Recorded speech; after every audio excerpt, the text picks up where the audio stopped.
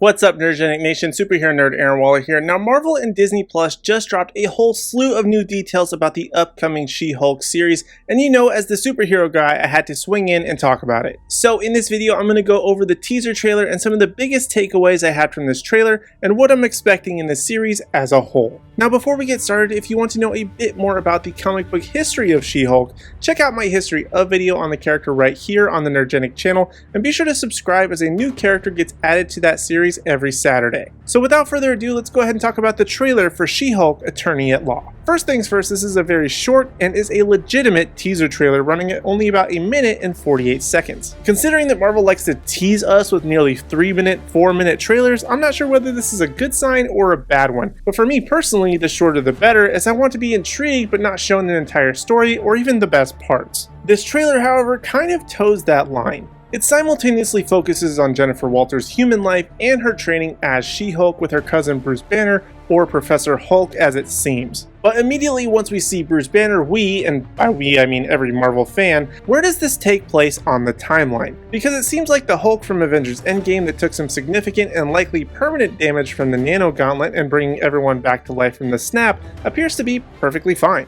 Which leaves us with a couple of options. Either the Hulk's gamma radiation eventually healed him completely, which could be possible, I mean it's happened before, or this series takes place prior to Avengers Endgame and possibly even Infinity War, likely somewhere between Captain America Civil War and Thor Ragnarok, based on Hulk's absence from the movies at that time. But if it is post-Endgame and they just modified the look for the trailer, I wouldn't be that surprised either, as Marvel has had a tendency to hide things in the trailer or at least modify them for the trailers. But either way, I don't think I'll be upset with any of those results. I just think it's worth noting that this might not be happening in present time. Moving on, however, we also get to see Tim Roth and Abomination in this trailer, which is huge as the MCU's second film, The Incredible Hulk, finally gets acknowledged a bit more. Now, to what degree, that remains unknown, but it is still exciting to see the return of a character from a moderately slept on and disregarded MCU film, though we did also see the character during Shang-Chi, but it'll be interesting to see if they even reference that at all. But the real reason we're all here is for Jennifer Walters, aka She-Hulk, who'll be played by Tatiana Maslany,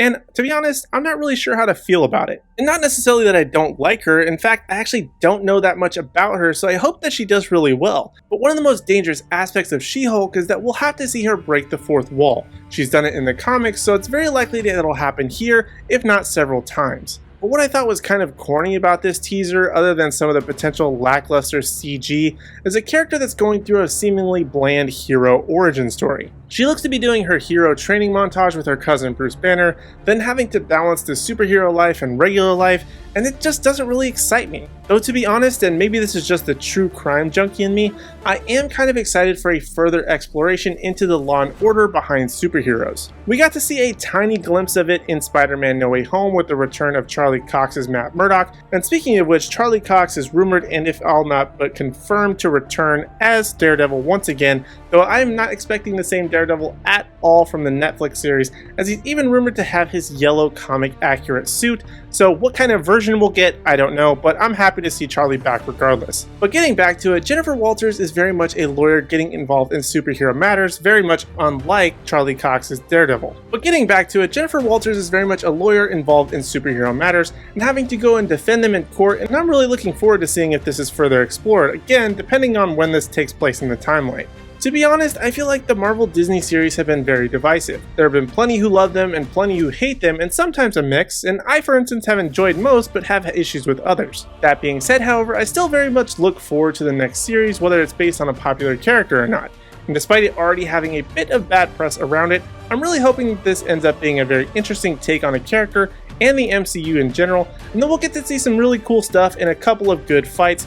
Hopefully they don't give us a Moon Knight situation. But we'll just have to wait and find out when She-Hulk Attorney at Law premieres on Disney Plus on August 17th. But those are my thoughts, and now I want to hear from you in the Nerdgenic community. Have you seen the teaser for She-Hulk? Are you hoping that it's good, or did it just sort of leave you feeling underwhelmed?